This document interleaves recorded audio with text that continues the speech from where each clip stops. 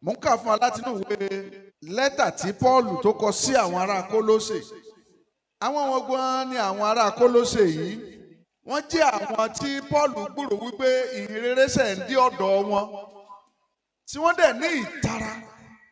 Ṣùgbọ́n àwọn ẹlẹ́kọ̀ọ́ òdì wọ́n ti fẹ́ sáré gba iṣẹ́ yẹn mọ́ òtítọ́ lọ́wọ́. Pọ́ọ̀lù wá tètè yára kọ lẹ́tà sí wọn. Ó ní ìwé Kólósè tí à ń kà lénìí. Mo ń kà nínú ìwé yẹn Kólósè orí 3 bẹ̀rẹ̀ láti ẹsẹ̀ 12 yẹn torí àkókò wa. Ó ní nítorí náà bí àyànfẹ́ Ọlọ́run ẹni mímọ́ àti olùfẹ́, Pọ́ọ̀lù rí ìtara, ó rí ìyà tó ń jẹ àwọn ènìyàn tí a ṣẹ̀ fi ìhìnrere lọ̀. Nínú yẹn tí Pọ́ọ̀lù tètè fi sáré sínú ayé wọn kó má bàa pàdánù wọn, so that Paul will not lose them for Christ. Ó tètè sáré pẹ̀lú lẹ́tà yẹn kò lè débẹ̀. Pọ́ọ̀lù ò tí ì débẹ̀, ó gbọ́ ni ó wá kọ lẹ́tà yẹn sí wọn. Bí àyànfẹ́ Ọlọ́run ẹni mímọ́ àti olùfẹ́, ẹ gbé ọkàn ìyọ́nú wọ̀. Number 1, ìṣeun. Number 2, ìrẹ̀lẹ̀. Number 3, inú tútù. Number 4, ìpamọ́ra. Ẹ jẹ́ ń tòkà. Ọkàn ìyọ́nú, ìṣeun, ìrẹ̀lẹ̀, inú tútù àti ìpamọ́ra. Ṣẹ̀rí bẹ́ẹ̀ ni a bá ti ní mẹ́rẹ̀ẹ̀rin yìí, ìrìn àjò Kìrìsìtẹ́nì àárọ̀ Ọlọ́run rí, ó ti mọ̀ wípé orí àkìtàn ní ayé yìí. And that is why tí Ọlọ́run fi ń bọ̀ láti wá ká ayé Bíbélì a ó ká bí ẹni ká ẹni. It has to be completely evacuated. Yóò pa ayé yìí mọ́ àti gbogbo àwọn ẹ̀dá tí wọ́n bá wà nínú rẹ̀. So ìdí nìyí tí Paul fi ń sọ fún àwọn ará Kólósè pé àwọn nǹkan tó lè dóòlà ẹ̀mí yín gẹ́gẹ́ bí olùfẹ́, ó ní ẹ gbé ọkàn kí ló pè é? Kí ló ń pè ní ìyọ́nú? Ìyọ́nú yàtọ̀ sí ìrẹ̀lẹ̀. Ìdáríjì. God bless you. Ẹ ní ẹ̀mí ìdáríjì. Gbogbo ẹ̀dá tí ò bá ti ní ẹ̀mí ìdáríjì láyé ò lè dọ́run. Ṣùgbọ́n kí ní kan tó wá ti ìdáríjì lẹ́yìn, kí ìdáríjì rẹ kó lè pé, òun ni mo fẹ́ sọ̀rọ̀ lé lórí ní àárọ̀ yìí gẹ́gẹ́ bí Ọlọ́run ti rán mi. Òun náà ni restitution. Kí ni mo pè é? Kí ni ní Yorùbá? Àtúnṣe. Now, lẹ́yìn ìgbà tó bá ní ẹ̀mí ìdáríjì, verse 12 yẹn náà mo ṣì wà. Now, ó ní ẹ gbé ọkàn ìyọ́nú wọ̀, ìṣeun. Lẹ́yìn ìyọ́nú, ìṣeun tó wá ṣe kí ni o? Ó tún wá tẹ̀lé. Ìṣeun yẹn ni wípé ẹni tó ti dáríjì yẹn, wàá tún wá fi ìfẹ́ hàn nínú ìṣeun. For you to tell him or her that, look, lóòótọ́ there was a disagreement between us, but now it is peace. Wàá tún fi ìṣeun hàn nípa ìfifúnni. Èyí tó tún tẹ̀lé kí ni o? Ìrẹ̀lẹ̀.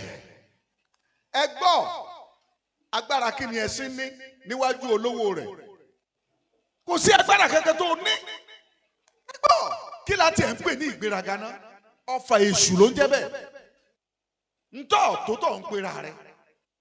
Ṣé torí pa ti ní 200 naira lápò? Ọwọ́ ń wo ẹni tó ní 10 naira lápò gẹ́gẹ́ bí olòṣì. Ìwọ gan ni abòṣì jùlọ. Ìwọ tó ní èrò kankan ju pé bí ọmọ nìkejì ẹ ṣe máa ṣubú lọ, ìwọ náà ò lè kú lẹ́ẹ̀lẹ́. Ó ò lè wà lókè láéláé. So ìrẹ̀lẹ̀, kí ló tẹ̀lé? Inú tútù. Inú tútù. Ó lè ní inú tútù tó bá ní ẹ̀mí ìdáríjì láéláé. Torí each time tó bá ti ń padà rí ẹni yẹn, orí rẹ̀ á tún máa kanrin ni. Nígbà tí ìrẹ̀lẹ̀ bá dé, inú tútù á ṣe kí ni o? Ìgbà yẹn lọ tó lè ní ìpamọ́ra. So tá a bá ti dáríjì tán, ohun tó kàn ní àtúnṣe, restitution. Láì bá sí àtúnṣe, wò ó, ìdí nìyẹn tá a fi kọ́kọ́ kọ orin tá a kọ yẹn. Nínú ìrìn àjò mi, bẹ́ẹ̀ ni mo ń kọrin, mo ń tọ́ka sí Kálvárì. Ibi ẹ̀jẹ̀ náà ìdánwò lòdì nínú lọ́tàgbé dìde. Jésù ló tọ́ mi lọ, ìṣẹ́gun dájú tó bá mọ̀ tó gbà wàá farabalẹ̀. Restitution means restoring or returning to a former state or original position. Níta ń pè ní àtúnṣe òun ni pípadà sí ipò ìpìlẹ̀. Ọkọ àtìyàwó tẹ́jọ́ tẹnubẹ́nu, I love you, you are my sugar, you are my honey, you are my kìnìkan. Kí ló dé tẹ́ ẹ fi wá di ẹni tí ò fẹ́ rí ìgbé ara yín lákìtàn mọ́? Èṣù ló ti ṣe kíni ló ti wọlé. Ṣùgbọ́n agbára ń bẹ nínú ẹ̀jẹ̀ Jésù. Tó bá ṣe pé lóòótọ́ lọ bá mọ agbára tó ń bẹ nínú ẹ̀jẹ̀ Jésù, there is no error that should not be dropped. There is no allegations that should not be dropped. Restitution in the context of relationship means restoring and amending a broken relationship by taking action to make peace in all sincerity and true forgiveness. Nínú ètò ìdílé, ohun tá à ń pè ní àtúnṣe, ó ní wípé kí á tún gbogbo àwọn nǹkan tó ti bàjẹ́ ká tún ṣe. Ọ̀rọ̀ ìdílé tó ti crack, tó ti break, tó ti túká, ká gbogbo ọ̀nà tá a fi lè so papọ̀ tí ò tiẹ̀ ní sí àpá yẹn níbẹ̀ mọ́. Ohun tá à ń pè ní àtúnṣe nìyẹn. Tó o bá ṣe ó lè dọ̀rùn. Mi ì ṣe adájọ́, but I'm speaking from the scripture. Hallelujah. It is the best desire of God that we live in love. Who is love? So when you are not in love, God is not in your life. Ẹ má jẹ́ àtàrà wa. Tó o bá ti ní ìfẹ́, o ò ní Ọlọ́run o. Hallelujah. Now, 3 things characterize restitution. Àwọn nǹkan mẹ́ta ló di àtúnṣe mú. Number 1, ni pé there had earlier been a broken relationship. Ká tó lè sọ pé bóyá èèyàn ṣe àtúnṣe, ìyapa kan ti wáyé. Number 2, a nílò genuine forgiveness. A ti mọ̀ pé ìyapa kan ti wáyé láàrin ọ̀rẹ́ méjì, láàrin ọkọ àtìyàwó, láàrin òṣìṣẹ́ méjì, láàrin àwọn ènìyàn, láàrin ìlú. I need the genuine forgiveness. Máa sọ̀rọ̀ díẹ̀ lórí ìyẹn tá a bá bẹ̀rẹ̀ sí ní tú. Torí ọ̀pọ̀lọpọ̀ forgiveness tí à ń rí lónìí, forgiveness irọ́ ni, sàkámà dé ni. Hallelujah. Forgiveness irọ́ ni. So genuine forgiveness. Number 3, an act to perfectly restore the relationship. A gbọ́dọ̀ ní ẹ̀mí pé mo ṣetán láti ṣe kíni o, láti ṣe àtúnṣe. Bí Jésù ò bá ṣetán ìràpadà ayé, ẹgbọ́n ṣe yóò kú lórí àgbélébùú. Am I talking to somebody? Ó dé lẹ́bù kan, ó ní bàbá ṣe kíni? Yí aago ìkú olórí mẹ́. Ó ní ìfẹ́ tèmi kọ́, ìfẹ́ tìrẹ ni kò ṣe kíni o. Tó bá ní kí bàbá ó yí ikú tí ò yí padà, bàbá yí ikú o, ìràpadà ìbámọ̀ ti ṣí fún ayé. Ṣùgbọ́n gbogbo èèyàn máa blame Ọlọ́run ni pé ìwọ lọ ju Sátánì fún wa o. Ṣé n tó rọrùn ni kéèyàn ó kú ikú orí igi àgbélébùú? Lẹ́yìn rẹ̀ kò tí ì sí ẹnìkan ṣonú àwọn ọmọ lẹ́yìn ìtàkùn àgbélébùú wọn dorí ẹ̀ kodò ni. So n tá n pè ní àtúnṣe, it is not an easy thing, but it is a must for children of God to do. Hallelujah. Now let us see God as our role model of restitution. Romans chapter 5 verse 10. Romans chapter 5 verse 10. Ta ló ń bá mi kà á? Ìwé Róòmù orí 5.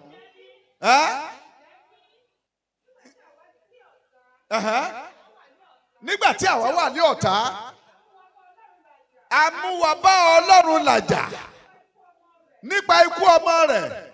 Mélòó nígbà táwa là wá níjà tán, tí a ó gbà wá là, lè a ó gbà wá là nípa ìyè rẹ̀. Hallelujah. Nígbà tí ènìyàn ẹ wòkè, Ọlọ́run fi Ádámù àti Éfà sínú ọgbà Édẹ́nì. Níṣẹ́ kankan tẹ́ máa ṣe, ẹ máa ró. Ẹ gbọ́ ríro tó ní ká máa ró yẹn sọ fún ọlọ́kọ ni. Ọ̀rọ̀ àṣẹ ni. Ṣé wá rí inú gbogbo igi yìí? Ẹ máa jẹ, ṣé ẹrẹ́yọ̀ kàn yìí? Ẹ máa jẹ ń bẹ̀. Ọ̀pọ̀lọpọ̀ béèrè làwọn èèyàn máa ń béèrè pé nígbà tọ́lọ́run mọ̀ pé ká máa jẹ ń bẹ̀ pé kí ló dé tó gbé síbẹ̀ fún. Fún àǹfààní ènìyàn ni. Ènìyàn náà ló ń padà bọ̀ wá jẹ́. Igi yẹn, igi kí ló pé? Igi ìmọ̀ búburú àti ìmọ̀ rere. Pété ẹ bá ti lè jẹ́, ẹgbà ikú láéláé nìyẹn. Ẹgbà ìyè láéláé nìyẹn. Ọlọ́run mọ̀ fẹ́ rìsáàfù ẹ̀ fún àwa ènìyàn tó bá dé level kan tó bá ní ẹ̀fọ́ kan ayérayé bẹ̀rẹ̀ nìyẹn there wouldn't have been any ending again. Bí ọmọ tẹ́ ẹ bí ẹ wá fi owó kan sínú fixed deposit fún pé tọmọ ẹ bá pé 21 years ní kó tó fọwọ́ kan owó yìí o ó di after 21 years o bàbá sọ tó dijọ́ kejì bàbá kú nígbà òdò ọ̀sẹ̀ kẹta làwọn ọ̀rẹ́ rẹ̀ sọ fún pé àwé nígbà tó ya wèrè ta ló lówó ebi wọn náà ni lọ gbé owó ẹjọ́ lónìí wà wò pé ṣé bóun náà lòun náà ni nígbò máa débi owó tó máa gba owó ó rí wípé wọ́n ti mọ́gẹ́jì owó ó dẹ̀ máa tó 20 years kó tó di pé mọ́gẹ́jì yẹn ráì ó dẹ̀ lọ gbowó láàrin oṣù bíi mẹ́ta nígbò dẹ̀ gbowó délé àwọn tó dẹ̀ mọ́gẹ́jì owó wọn àwé wá ọmọ nǹkan tó ṣẹlẹ̀ owó yẹn orí gbèsè ló sì wà kò tí ì tó nǹkan kan so àtìlẹ́yìn àtowó yìí àfẹ́gbà ó wá bú sẹ́kún ẹbí ta ni bẹ́ẹ̀ náà ní ọ̀pọ̀lọpọ̀ nù wá tá à ń jèso yẹn títí lónìí. so nígbà tá a ṣe àìgbọ́ràn yẹn Ọlọ́run ò yẹ kó ṣàánú ènìyàn mọ́ ṣùgbọ́n ẹ sọ pé Jésù ò ṣe bàbá yẹn dẹ̀ wá ṣàánú èmi àti yín ó tún wá rán olùgbàlà sí wa kẹ́ ẹ lè mọ̀ pé ó ní ìfẹ́ ẹnìkan wá ṣẹ̀wọ́ lónìí wọ́n wá lódò ọ̀run kẹ́ ẹ tó parí ìjà yín tàbí pé Mósè àti dáríjì o ẹ ti parí náà nù káàárọ̀ oòjíire ẹ̀yin Yorùbá mo dẹ̀ láìkẹ́ ẹ ní àwọn òwe òfò kan tó ṣe pé àtinú ọ̀run àpáàdì lẹ ti lọ bọ́rọ̀ rẹ̀ wá a ní káàárọ̀ oòjíire kì í sọmọ ìyá àjà ọ̀ ìsì ọmọ Ọlọ́run ò lọ́ọ̀bì kankan pẹ̀lú káàárọ̀ oòjíire rẹ̀ yẹn ẹ káàárọ̀ ẹ ṣeun ẹ pẹ̀lẹ́ ẹ má bínú àná inú rẹ̀ sì ń bọ̀ ẹ̀ ẹni tó ń kì í ìwọ rẹ̀ ẹjọ́ máa tọwọ́ bọnú àwo tẹ́lẹ̀ ni o ìwọ rẹ̀ ẹjọ́ máa ra aṣọ ni o ìwọ rẹ̀ ẹjọ́ máa jáde papọ̀ ni o tó o bá padà sí ẹsẹ̀ àárọ̀ yẹn ọ̀tí níbi rè am I talking to somebody oní orí ọ̀fẹ́ àti ìnáwó láti béèrè o tó bá jẹ́ pọ́ ọmọ Ọlọ́run tó o bá dé ọ̀run so God was our role model nígbà tí àwa sọnù Ọlọ́run fi ìfẹ́ ó ṣe àtúnṣe pẹ̀lú àwọn ènìyàn ó fi ọmọ bíbí rẹ̀ nìkan ṣoṣo ó fi ṣe ètùtù fún ẹ̀ṣẹ̀ wa tàwa nìwọ so ìrònúpìwàdà dáríjì ìyẹn nìkan kọ́ o láì bá restitute you are going nowhere. God was forced to show restitution. Man sinned, betrayed God, trust and broke the original relationship God intended to have with him.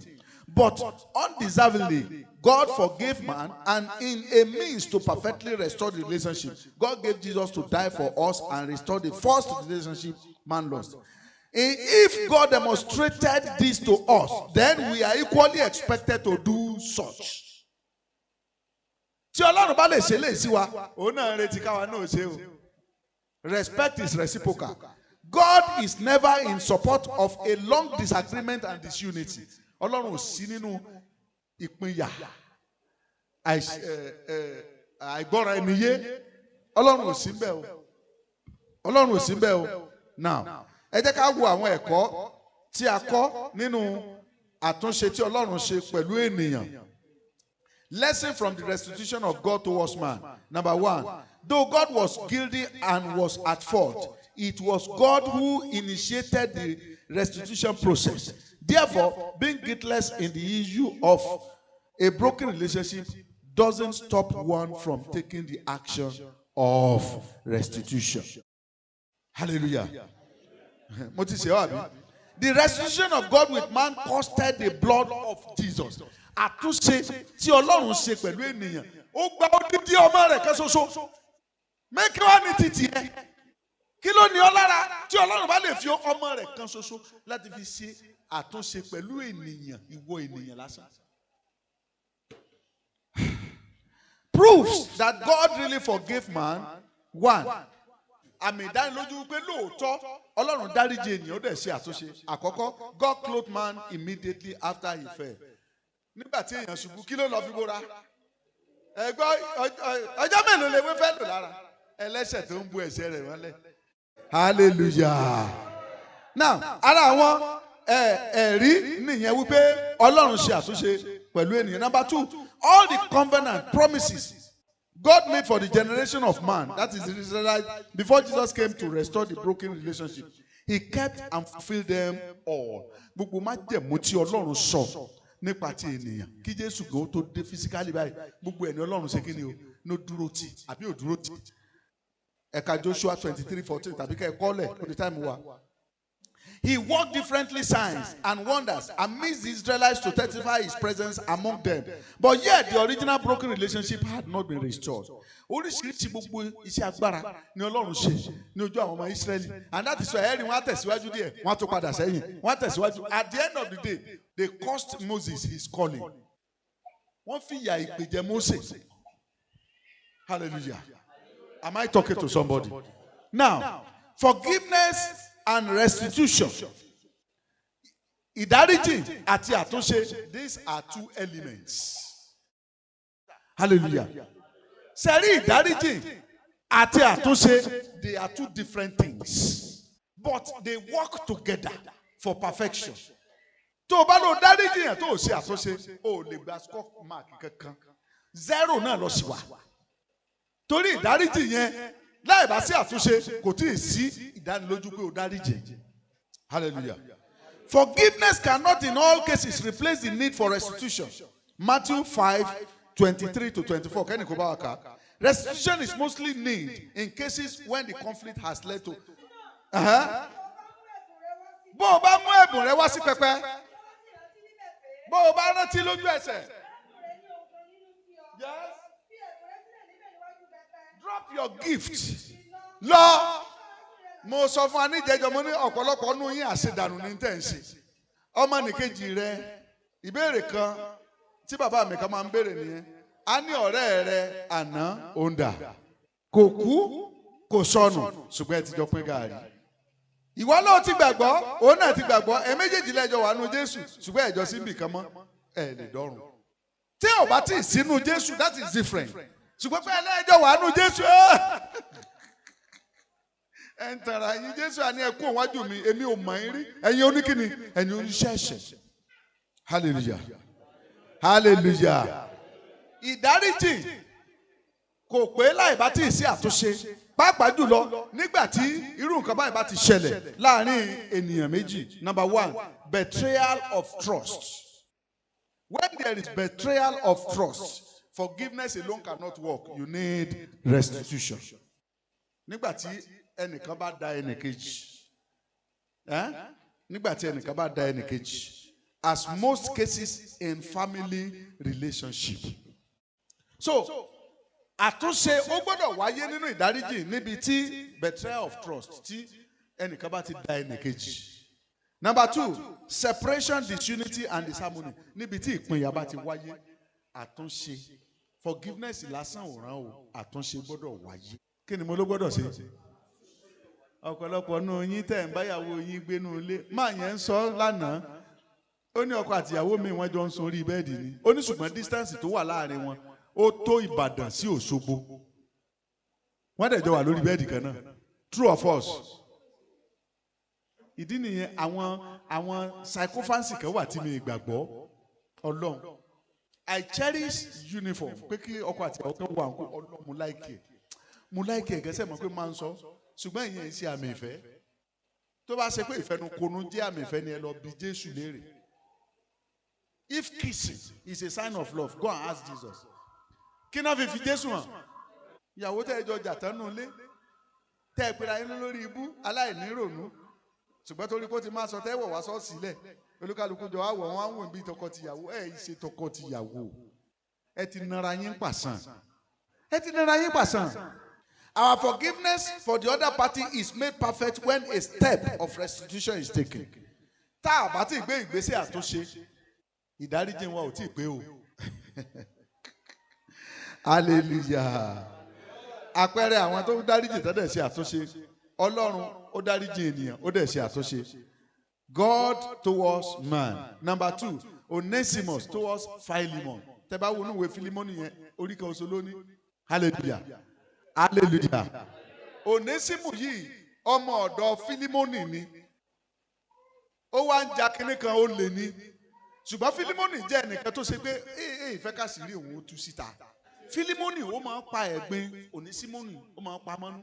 Tó bá ti jí owó Philemon àti rí pé kinní kan àwé ọtún ti débi àní Ọlọ́run ó dà sá mọ̀ jẹ́ kéèyàn ò gbọ́n ta sáàdé Ọlọ́run ó kúkú gbà mí lọ́wọ́ rẹ̀ ńjọ́ kan. Hallelujah. Ó sú Philemon ńjọ́ kan ló bá lé Onesimus dànù. wo ètò ọ̀sẹ̀ pẹ̀lú mi ó ṣe kéde ó tó gẹ́ máa lọ só jẹ̀bi kò jẹ̀bi ṣùgbọ́n ó jẹ̀bi wájú Elédùmarè ẹni ṣe bó yàn jẹ ni òun ò ní fọwọ́ ara òun kó bọ́ sáàrà máa bá tiẹ̀ lọ hallelujah sẹ́ẹ̀dẹ̀ wàá mọ̀ Yorùbá máa sọ pé ẹ̀fín níwà bí Onísímù ṣe jáde lọ ẹlòmíì wá gbà síṣẹ́ ẹni tí ò wá láàánú ó gbà síṣẹ́ ẹ̀fín tó wà nù Onísímù yẹn ó tún rú jáde ó wá lọ jí owó ẹnìyẹn bẹ́ẹ̀ nìyẹn ṣe ra ń báyìí ó kàn falẹ̀ adájọ́ lọ́wọ́ ni wọ́n kàn rán lọ ẹ̀wọ̀n ni ẹ̀wọ̀n yẹn ló ti wá pàdé Pọ́ọ̀lù ní Onísímù ti pàdé Pọ́ọ̀lù gbogbo ohun tó wà nù chátà ẹ̀ mọ̀ ń sọ fún yíyí o ẹ̀wọ̀n yẹn ló ti wá pàdé Pọ́ọ̀lù wá wò ó sẹ́ẹ̀rí Fílímọ́nì yẹn aláàánú Pọ́ọ̀lù ní tí Pọ́ọ̀lù bá ń lọ tó bá ń travel kọjá lọ ilé Fílímọ́nì ní Pọ́ọ̀lù máa ń lọ́ọ̀jì sí tílẹ̀ bá ti ṣú wọ́n á ṣe oúnjẹ fún wọn á jẹun so ó ti mọ gbogbo àwọn staff tó wà nílé Fílímọ́nì Pọ́ọ̀lù wá wà nínú túbú torí ìhìnrere inú túbú kan oṣù yẹn náà wọ́n á rán Onísímù wá bí Pọ́ọ̀lù ti wúri báyìí lónìí àwọn ìwojú rẹ̀ yí olú familiar olóòórùn náà mọ̀ ẹ̀ ṣẹ́fẹ́ yín ni pásítọ̀ ọ̀gá mi ọmọ ọ̀dọ̀ Fílímọ́nì kí ló sọ ọdẹ wọn ṣé Fílímọ́nì ló rọ ó ní kì í sọ̀gá mi o òun ti kúrò lọ́dọ̀ ọ̀gá ibi tó ń padà lọ lórí òun ti burú lòun wá sẹ́wọ̀n àfìgbà títí ẹ orí rẹ bà tiẹ̀ jẹ́ Ọlọ́run ò wá nífẹ̀ẹ́ sí tí ọ̀gá rẹ ṣe máa wá sí àtúnṣe láàrin ẹ̀yin méjèèjì Onísímù máa jáde lẹ́wọ̀n kú Pọ́ọ̀lù ọdún 5 ni Pọ́ọ̀lù mú kàn fi ṣàpẹẹrẹ ni ọdún 5 ni Pọ́ọ̀lù máa lò lẹ́wọ̀n ọdún 3 lò Onísímù nígbà tó Onísímù ń lọ ló wá kọ lẹ́tà fún Onísímù wá ọ̀gá rẹ padà lọ fún lẹ́tà yẹn ó ní the letter of Philemon inú túbú ni Pọ́ọ̀lù ti kọ lẹ́tà yẹn fún Onísímù lọ fún ọ̀gá rẹ n tó kọ síbẹ̀ tẹ́ ẹ bá kà á ẹ rí mọ̀ wípé Pọ́ọ̀lù kọ́kọ́ kí ǹlẹ́ o arákùnrin mi kú ọjọ́ mẹ́ta o kíní kankan mo pàdé ọmọ rẹ nínú túbú ni o kíní kan gbogbo ẹ̀ṣẹ̀ tó bá ṣẹ̀ kọ sí mi ní ọrùn so wà níbí kọ sí mi ní ọrùn tí n bá jáde nínú túbú màá wá san gbèsè ẹ̀wọ̀n rẹ̀ fún ọ ṣùgbọ́n fi àánú àti ìfẹ́ fi gbà padà Fílímọ́nì rí lẹ́tà Pọ́ọ̀lù ní lẹ́tà ọ̀gá mi rè ó dà Onísímù ṣé kí ni padà sínú ilé kí ló sì yẹn ìgbà wo lọ́ọ́ ṣe tiẹ̀ sọ́dọ̀ la bí kú bá pa ọ́ lónìí wà lọ́rùn àpáàdì. tẹ́ ẹ bá ka lẹ́tà yẹn dáadáa lẹ́tà Fílímọ́nì lẹ́tà Pọ́ọ̀lù sí Fílímọ́nì ó ní sórí Onísímù tẹ́lẹ̀tẹ́lẹ̀ aláìlérè ni ó ní ṣùgbọ́n nísìnyí ó ti lérè. Fílímọ́nì ò béèrè one single question tó fi gba Onísímù padà sínú ilé ayé Onísímù dẹ̀ dá through restitution and forgiveness. mo ń bọ̀ àwọn fake forgiveness mi máa ń wà tó ṣe pé tó bá restitute pẹ̀lú rẹ̀ wọ́n pa ọ́ dànù ṣàwà níbí. àpẹẹrẹ kẹta àwọn tó tún ṣe àtúnṣe báyẹn Jacob towards Esau Jacob àti Esau kí ni wọ́n ìbejì láti inú náà ti ń bára wọn jà bọ̀ Jacob ó jẹ tani lẹ́sẹ̀ ó jẹ èkejì rẹ̀ Esau lẹ́sẹ̀ ó gba ẹ̀tọ́ rẹ̀ kúrò lọ́wọ́ rẹ̀ nígbà tí Jacob tó máa ṣe àtúnṣe pẹ̀lú Esau kí ló ní Jacob gbogbo èrè tí Jacob jẹ láti ilé Lábánì gbogbo ẹ̀ ló fi ó yọ̀ǹda ẹ̀ pé kó ṣòfò torí kí ni pride yẹ kí ló ń defend what pride are you having? Jacob ó ní láti wéèsì gbogbo nítorí pátá torí kó lè bá a ṣe ìlàjà pẹ̀lú Esau ó taari gbogbo ẹ̀ síwájú ẹ lọ ka ibẹ̀ yẹn Bíbélì ẹ lọ ka that is Genesis 33 verse 1 to 5 gbogbo ohun tó ní pátápátá ó taari ẹ̀ síwájú pé nígbà tí ó bá fi run gbogbo òun ní ìtàn ọkàn rẹ̀ àti wálẹ̀ mélòó ní Esau run mélòó ló gbà kò gbà whatever ọmọ Elijah akọrin yẹn ó ní túwọ́ ẹ lára rẹ̀ jẹ́ kó máa lọ fàyè fún Jésù kí Jésù lè gbà ó lè dín nǹkan méjì mú papọ̀ ìṣádà kó dín integrity ẹ mú tàbí kó dín Jésù mú ó lè dín nǹkan míì má àgbélébù nìkan sọnù tó bá fẹ́ dé ọ̀run ṣé mò ń bá yín sọ̀rọ̀ ẹ jẹ́ ti Joseph nìyẹn ti Jacob nìyẹn Joseph àti àwọn arákùnrin rẹ̀ náà ó ṣe àtúnṣe ẹ gbọ́ ṣé Joseph yẹ kó dáríjì àwọn búrọ́dà rẹ̀ wọ́n tà á tí òkú tó dẹ̀ ń gbọ́ bọ́n ṣe ń dúnàdúrà lórí ọ̀rọ̀ wọ́n tún mú aṣọ rẹ̀ wọ́n ya wọ́n fi yí ẹ̀jẹ̀ ẹran lọ fún bàbá rẹ̀ pé ẹran ti pa lóko tó bá ṣèwọ ni tó o padà délé tàbí kó o padà rí wọn ohun tó àkọ́kọ́ sọ ni pé ẹ máa kó wọn lọ kirikiri ò tiẹ̀ tó dáa mọ́ ẹ wá ẹ̀wọ̀n tó burú ẹ kọ́kọ́ lọ tì wọ́n mọ́ kán lè mọ̀ pé mo ti arrive.